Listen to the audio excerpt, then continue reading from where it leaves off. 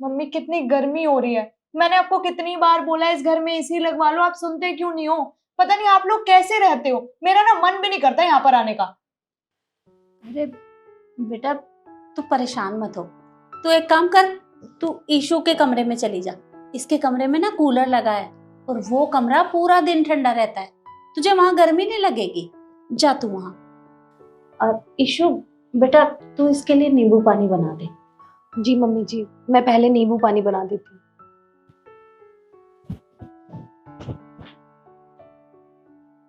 आप बैठो इसी गर्मी में, मुझसे नहीं बैठा जा रहा यहाँ पे। मैं जा रही हूँ भाभी के रूम में।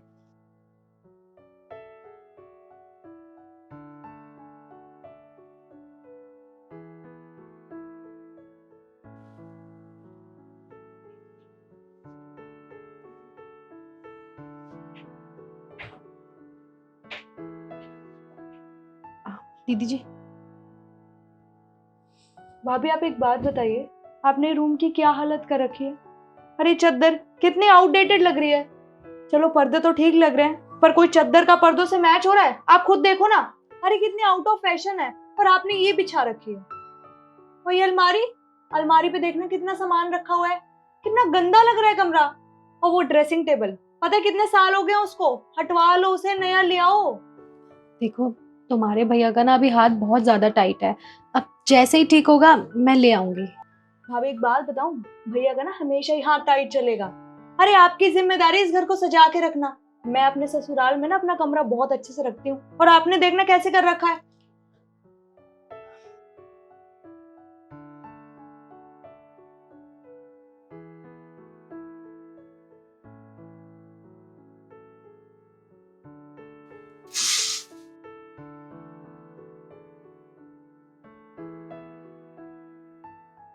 क्या बना रहे हो भाभी?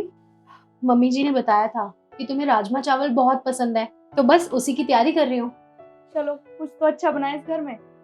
वैसे एक बात बताओ, थोड़ी देर पहले मैं किचन में आई थी, क्या हाल बना रखा है आपने किचन का? आप अपने कमरे के साथ साथ किचन भी साफ नहीं करती ना? कितनी चिप चिप हो रही है किचन में। और ये चिमनी, चिमनी क्यों लगाई जाती है? ताकि किचन का सारा गंदा धुआं इसमें जा सके। पर जाएगा तो तब ना जब ये साफ होगी। इतनी गंदी कर रखी है आपने। और ये फ्रिज, मेरी शादी से पहले का फ्रिज रखा हुआ है ये। इसको तो चेंज करवा लो, कुछ तो नया कर लो इस घर में। मैं करूंगी तुम्हारे भैया से बात। ठीक है, मैं मम्मी के पास जा रही हूँ।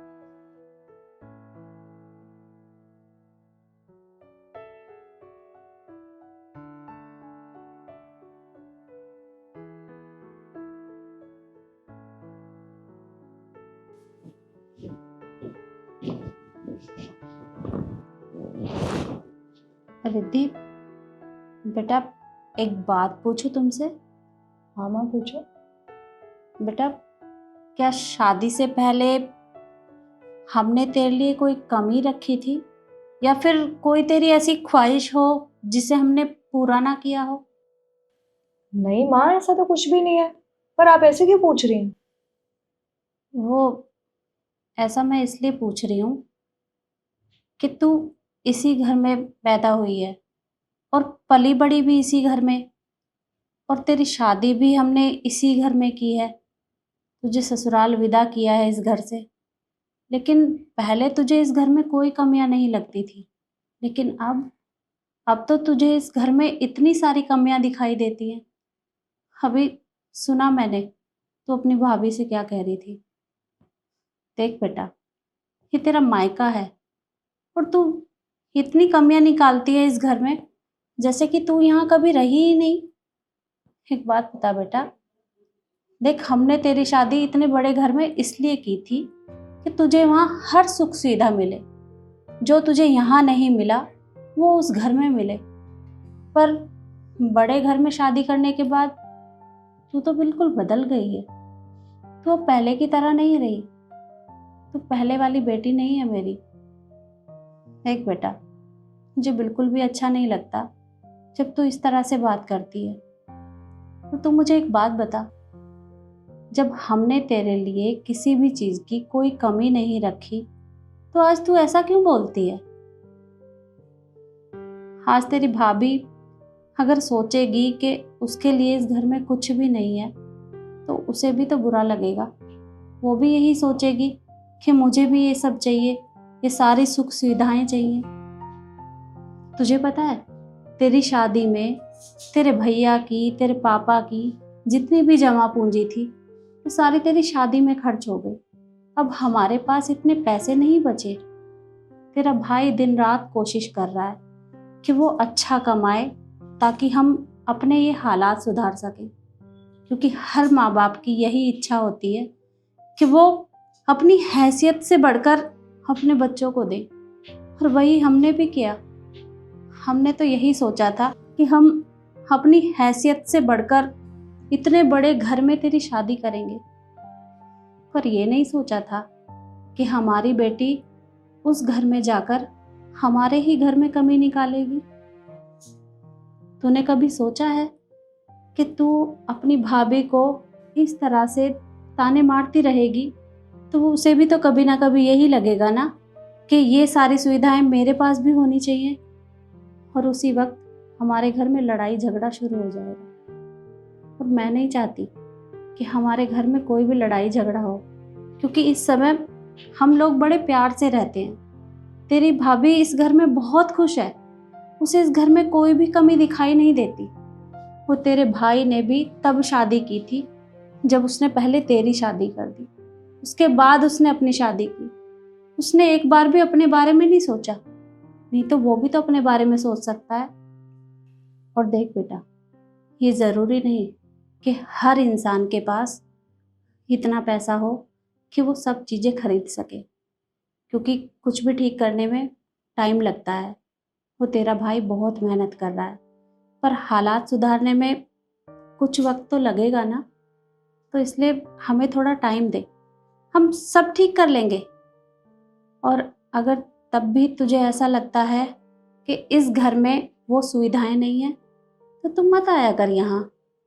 वो तो माँ हूँ ना, मन करता है बार बार बेटी से मिलने का, पर अगर तुझे इस घर में आना अच्छा नहीं लगता तो तुम मत आया कर। माँ, आप ऐसे क्यों बोल रही हैं? देखो, आप बिल्कुल ठीक कह रही हैं। मुझे भाभी से ऐसे बात नहीं करनी चाहिए थी, उन्हें ऐसे ताने नहीं मारने चाहिए थे। आप बिल्कुल ठीक कह रही हैं माँ।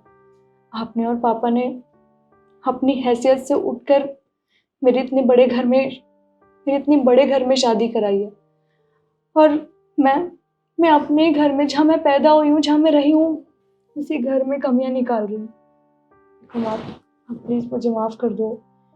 आप रोइए मत, मुझे अच्छा नहीं लग रहा है। और मैं भाभी से भी माफी मांग लेती हूँ, उन्हें बुरा लग रहा होगा ना। अरे नहीं नहीं बेटा, तू उससे माफ़ी मत मांगना, क्योंकि अगर अब तू उससे माफ़ी मांगने जाएगी तो जो बातें उसे अब तक दिमाग में नहीं रखी होगी वो उसे खलने लगेंगी।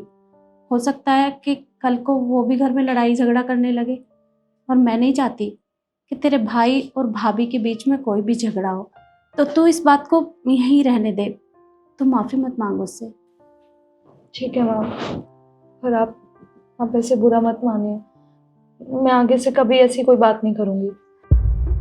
देख बेटा, तेरी भाभी ना बहुत अच्छी है, वो हम सब का बहुत ख्याल रखती है, हमारी कितनी देखभाल करती है।